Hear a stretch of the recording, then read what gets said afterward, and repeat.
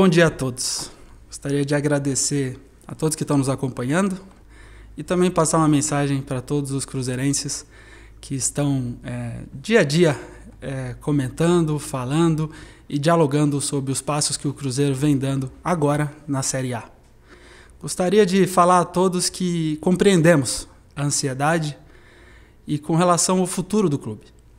O que o clube vai fazer, que times vamos ter e como vamos nos posicionar perante esse novo cenário. Aqui do lado da diretoria e de todos que trabalham diariamente pelo Cruzeiro, também estamos ansiosos. Também sabemos que temos um grande desafio à frente.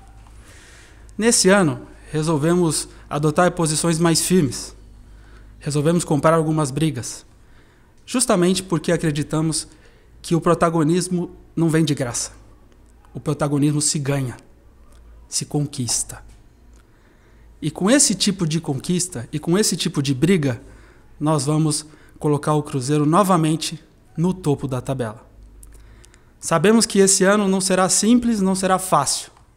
Mas através de muita briga, de muita competição, nós vamos sim, mesmo com as dificuldades financeiras, colocar o Cruzeiro como protagonista.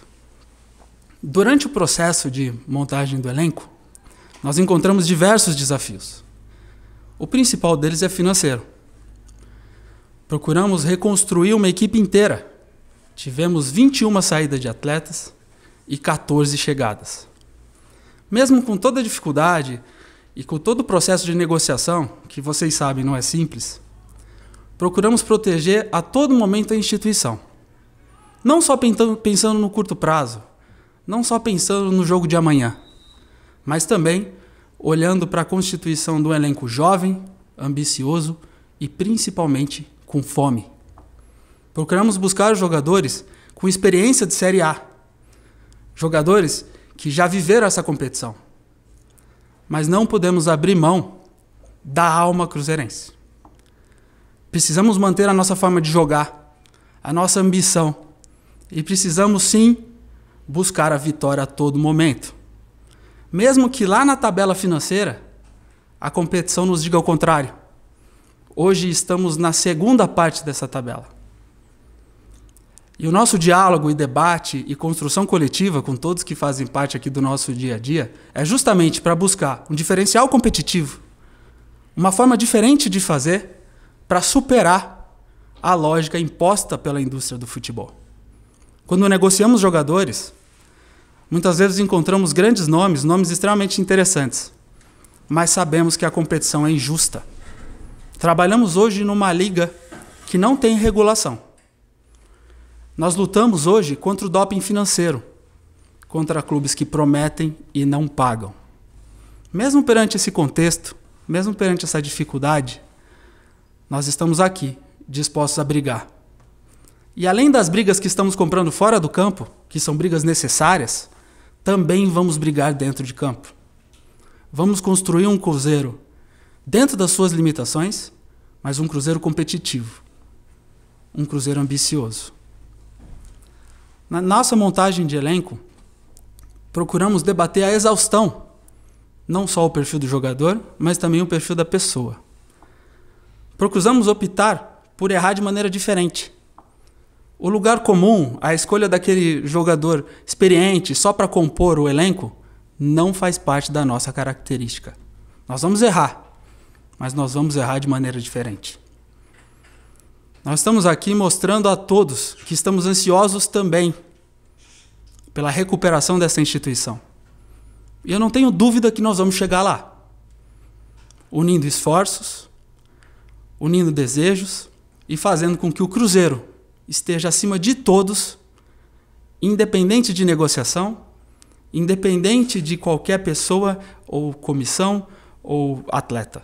Estamos todos trabalhando para a construção de um Cruzeiro cada vez maior. Adroaldo Leal, Rede 98. Pedro, queria saber de você como é que está o planejamento do Cruzeiro, né? Afinal de contas, está chegando aí a questão de transfer ban, o Cruzeiro, de acordo com o que já foi dito aí pelo técnico Paulo Pessolano, ainda vai contratar mais jogadores. Como é que está sendo feito isso? Como é que vocês estão fazendo para poder manter a casa em ordem, manter a casa em dia, além de pagar essas contas gigantescas, ainda manter a questão de salário em dia e estar contratando mais jogadores, além desses 14 que já vieram para essa temporada? Obrigado. Olha, o desafio do clube a todo momento é procurar o equilíbrio financeiro, né? Desde a chegada da SAF, a gente vem procurando investir muito também na capacidade do clube de potencializar suas receitas. Então, vocês têm visto aí como o Cruzeiro vem atuando, não só na profissionalização da sua área comercial e também de comunicação, mas buscando grandes parceiros e parceiros que acreditam no clube. Eu não tenho dúvida que no médio e longo prazo, todo esse recurso que está sendo levantado para o clube vai deixar de ser gasto em dívida e cada vez mais teremos investimentos em futebol. A gente sabe que é um momento de transição.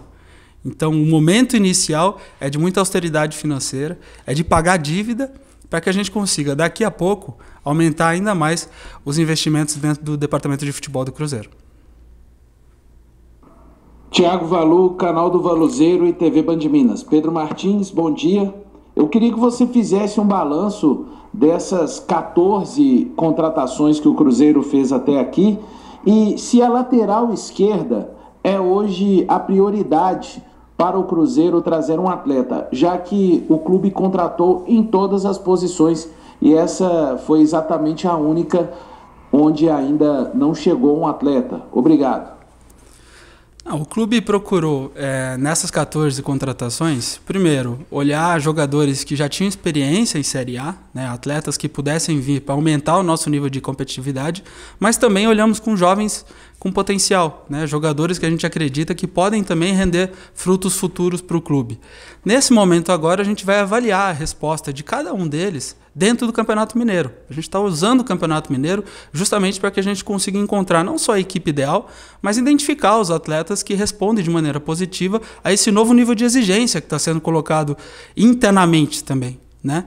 E com o tempo e as respostas que eles forem nos dando, a gente vai conseguir identificar se há necessidade de algum ajuste, se há necessidade de alguma melhora pensando no Campeonato Brasileiro. Washington Luiz, Rádio Transamérica. Pedro, bom dia.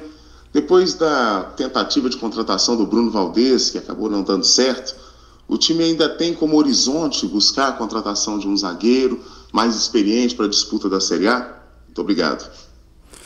Olha, é importante ressaltar que a gente tem um grupo de jogadores trabalhando muito aqui na Toca 2. Né? É um elenco que hoje a gente avalia que é uma qualificação, é um passo à frente perante o que tínhamos no ano passado.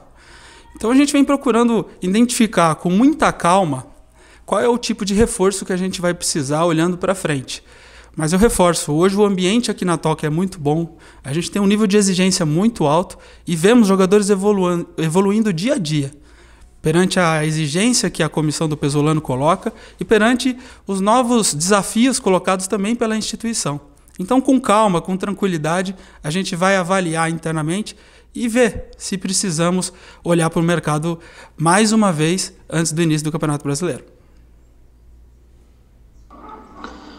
Pedro, Samuel Venâncio, até aproveitando aí o gancho da pergunta do Washington, o que de fato aconteceu nesta situação do Bruno Valdez? Vocês em momento algum falaram oficialmente sobre a negociação com o atleta, né? Mas o que de fato aconteceu, como foram os passos deste negócio que estava apalavrado, teve assinatura de algum documento, não teve, por quê? O que de fato aconteceu, ouvindo agora o lado do Cruzeiro? Muito obrigado. Olha, é um padrão do clube não falar sobre possibilidades de negociação ou negociações em andamento, né? A gente estabeleceu isso como protocolo justamente porque para que a gente consiga fechar uma negociação, existem diversas etapas, né? E dentro das etapas a gente procura ir diminuindo o risco dessa tomada de decisão. Com o Bruno Valdez, especificamente sobre esse caso, o clube deixa claro que não entra em leilão. Todas as negociações que a gente fez, desde a nossa chegada aqui na SAF, e foram mais de 40 negociações, a gente sempre estabeleceu o respeito entre as partes e a gente sempre colocou que o Cruzeiro tem um limite financeiro e vai respeitar esse limite financeiro. Se em algum momento alguém quiser fazer leilão, quiser começar a abrir possibilidades através da imprensa, o clube não vai mudar o seu posicionamento. Nós não estamos aqui para ganhar eleição. Nós estamos aqui para pagar a conta em dia. E isso o clube não vai mudar. Bom dia, Pedro. Aqui quem fala é Gabriel Marques, da TV Band Minas. Eu quero te perguntar sobre arbitragem. Na última coletiva de imprensa, o técnico Paulo Pesolano se mostrou extremamente incomodado com a questão da arbitragem no Mineiro e já até projetando novos erros lá na frente. Como que vocês têm trabalhado com a FMF e a CBF para tentar diminuir esses erros? Ou essas duas instituições são assim fechadas para qualquer sugestão que os clubes apresentem? Obrigadão, um abraço.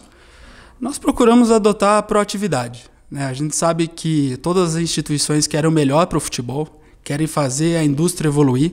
E do lado de cá, sempre que a gente identifica que tem um erro ou que tem algum ponto de melhoria, a gente vai pontuar, né? Já fizemos visitas à Federação Mineira, já fizemos visitas à própria CBF, justamente para que a gente consiga, de maneira conjunta, fazer a arbitragem evoluir, né? A gente procura olhar para a arbitragem como um problema estrutural. E se a gente conseguir dar cada vez maior capacidade de investimento, ferramentas e ainda mais condições para que a arbitragem evolua, vamos fazer. E é importante ressaltar o VAR no Campeonato Mineiro durante essa competição. Já acreditamos que há uma evolução. Se identificarmos outras, seremos proativos e estaremos lá para procurar fazer com que mais esse ponto da indústria do futebol evolua. Pedro, Sulimar Silva, da Rádio Inconfidência e da Rede Minas de Televisão. Ainda falando sobre contratações, o nome do Matias de Los Santos foi um nome ventilado como possível jogador do Cruzeiro, é uruguaio, está no Vélez Sarsfield e também no meio do ano pode assinar um pré-contrato. Houve algum contato do Cruzeiro, alguma indicação do técnico Paulo Pesolano para a contratação desse jogador para a zaga? Olha, se a gente for falar de jogadores que foram indicados, prospectados e sondados, a gente vai fazer uma coletiva só sobre isso. Então eu prefiro não falar, não entrar no detalhe. O Cruzeiro tem um departamento de análise de mercado muito ativo, que não para, eles trabalham dia e noite. Então a busca por possibilidades, ela acontece o ano inteiro. Caso em algum momento a gente identifique uma necessidade, a gente vai, consulta e evolui numa negociação. Então não é melhor agora entrar em discussões sobre sondagens ou possibilidades de negociação. Olá, Pedro, bom dia. Lucas Marques, do portal Esporte News Mundo. O Cruzeiro agora tem 2 confrontos difíceis, né? Contra o América em Brasília e contra o Pouso Alegre. Mas após esses 2 confrontos tem o clássico contra o seu maior rival, o Atlético. Eu gostaria de saber se já foi definido por parte da diretoria, juntamente com os órgãos públicos, se o jogo terá 2 torcidas ou se será somente torcida única. Muito obrigado. Olha, do lado do departamento de futebol, o nosso foco é o jogo do América, né? A gente está gastando muita energia, trabalhando muito para que a gente consiga ter sucesso nessa partida. Com relação ao jogo do Atlético, eu acredito que essa decisão ela pertence à Federação Mineira, aos órgãos públicos, enfim, a todos que fazem parte desse processo. Mas o nosso foco aqui é olhar para o próximo jogo. Bom dia, Pancieri da Itatiaia.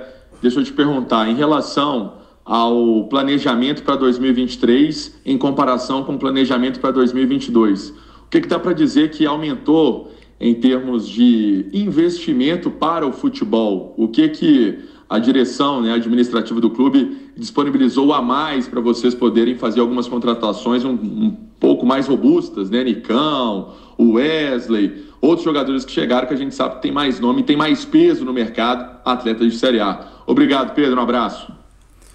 Olha, eu não vou falar de percentual, porque vou até acabar sendo injusto aí, porque quem controla isso é o nosso departamento financeiro e é o nosso CEO. Mas é óbvio que houve um aumento, um incremento de receitas, né? Justamente para que o clube consiga ser competitivo também na Série A, mas ainda está distante do que a gente imagina como ideal, principalmente porque ainda tem muita dívida para pagar, né? O Cruzeiro ele ainda vai conviver com esse cenário durante os próximos anos. É um clube com uma dívida bilionária e você não consegue lidar com essa dívida ou acabar com essa dívida do dia para a noite. Então a gente está estruturando um plano muito sólido para ir quitando e pagando, né, todos esses compromissos e com o tempo ir aumentando a capacidade de investimento no departamento de futebol para que o Cruzeiro não só faça uma bela competição, mas esteja olhando para o topo da tabela. Bom dia, Pedro. Bom dia a todos. O Gão do Alterosa Esporte. Pedro, o torcedor cruzeirense, ele, sem dúvida nenhuma, deve ter vários questionamentos, né, sobre algumas coisas. Então eu gostaria que você explicasse, talvez de maneira clara e talvez até pedagógica, quais são os seus objetivos, né, administrativamente e desportivamente para o Cruzeiro, pelo menos pelos próximos 2 ou 3 anos, né?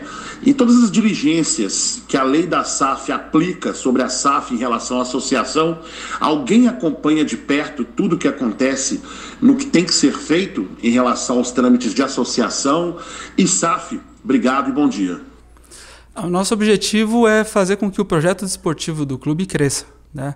E quando você fala sobre isso, não é somente em melhorar a nossa posição dentro da tabela, mas é melhorar a posição dentro da tabela fazendo investimentos em infraestrutura, melhorando as condições de trabalho, dando cada vez mais suporte e condições para que a gente consiga ter umas categorias de base que sejam expoentes no futebol brasileiro, a gente consiga também melhorar cada vez mais as condições do futebol feminino. Enfim, quando você fala do desenvolvimento de um projeto, a gente não está só olhando na composição da equipe para a Série A, mas é óbvio que sempre que a gente olha os próximos anos, o nosso objetivo é crescer e fazer com que o Cruzeiro represente muito bem a sua torcida e comece a olhar também para títulos no médio e longo prazo. A gente sabe que é um desafio extremamente complicado, a gente sabe que tem que pagar muita dívida ainda, a gente sabe que a conta não fecha de uma maneira tão simples, mas estamos no caminho. A gente sabe que o clube está evoluindo muito e até mais rápido do que imaginávamos. Então vamos seguir nesse trabalho, porque assim a gente vai retomar o Cruzeiro a seu lugar de protagonista no futebol brasileiro. Com relação à SAF, hoje o clube tem um departamento estruturado que faz a análise de todo esse processo do que é associação e o que é SAF, justamente para que todos estejam cientes das suas responsabilidades e do que devem fazer durante os próximos anos. Rosane Meirelles, do jornal Tempo e Rádio Super. Pedro, o estadual é um momento em que os clubes conseguem aí analisar posições que ainda precisam ser reforçadas para o restante da temporada, só que se chegam novas peças, também podem haver saídas. Além do João Paulo, quem ou quantos também ainda podem deixar o Cruzeiro dentro dessa triagem do elenco aí feita pela diretoria? Obrigada. Durante a transição do ano, né, já fizemos uma quantidade grande de saídas, né? E quando a gente se refere a saídas, na grande maioria, não renovação de contrato, né?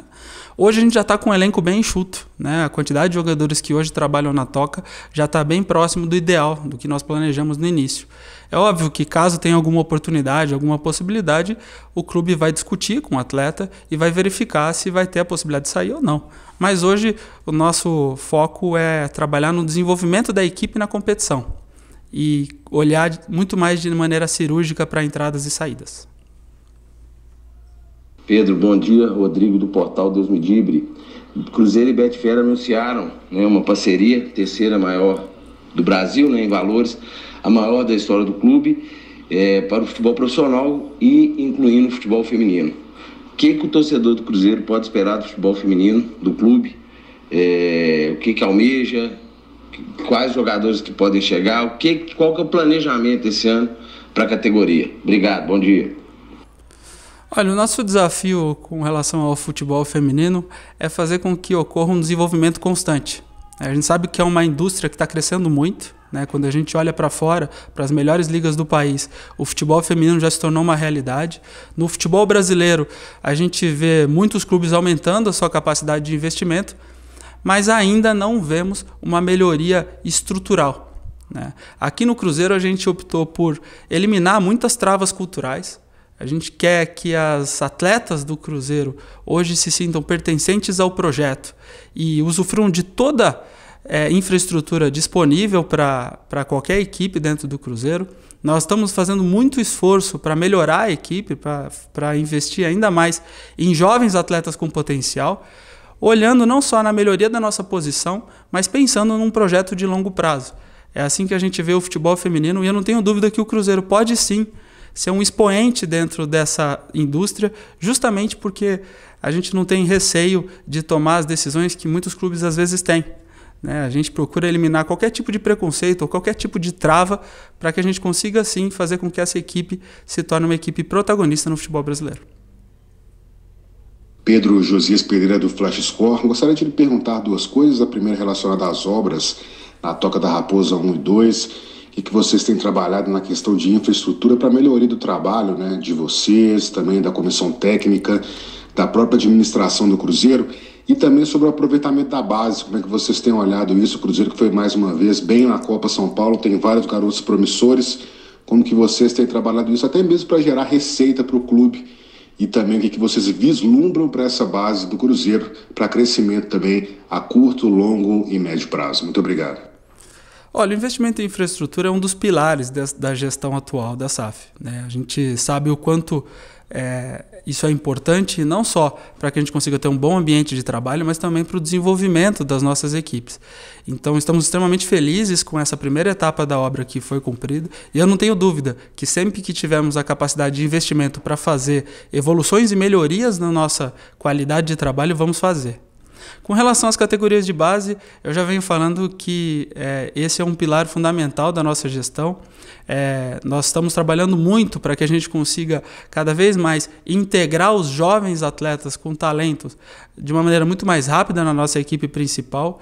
Nós optamos por jogar a Copa São Paulo de Juniores com uma equipe basicamente sub-17, justamente porque estamos olhando o desenvolvimento deles, né? Acreditamos que essa seria uma etapa fundamental para esses jovens, eles precisavam passar por esse desafio, e acreditamos que assim vamos acelerar também a formação deles, e quem sabe teremos até alguns jovens participando de alguns dos nossos jogos, porque é assim que vai ser o Cruzeiro daqui para frente. A gente não tem dúvida que o nosso futuro está diretamente ligado ao desenvolvimento, à formação e, por que não, à venda de jovens talentos no futuro.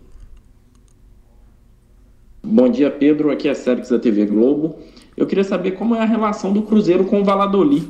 Os dois clubes estão mais próximos por conta do Ronaldo, isso é uma coisa bem clara. Mas assim, o torcedor do Cruzeiro vai ver negociações envolvendo os dois clubes de uma forma mais frequente nos próximos anos? O Cruzeiro pretende fazer intercâmbio de jogadores com o Valladolid? Como é que é essa relação e como que vocês veem a médio e longo prazo? Obrigado. Não, existe uma relação de proximidade, de troca de informações, de troca de know-how. Isso acontece porque é natural, né? São os dois clubes que pertencem à mesma holding, mas é importante salientar que existe um direcionamento para que cada instituição tenha a sua gestão própria, né? Até porque são culturas distintas, são realidades distintas e cada uma tem a sua necessidade. Então, dentro do Cruzeiro, a gente tem o nosso planejamento, seguindo algumas premissas estabelecidas pela holding do Ronaldo, assim como o Valladolid segue o seu planejamento e segue a sua gestão. Dentro desse processo, sempre que tivermos a possibilidade de aprender e de trocar informações, faremos, levando em consideração a realidade de cada instituição.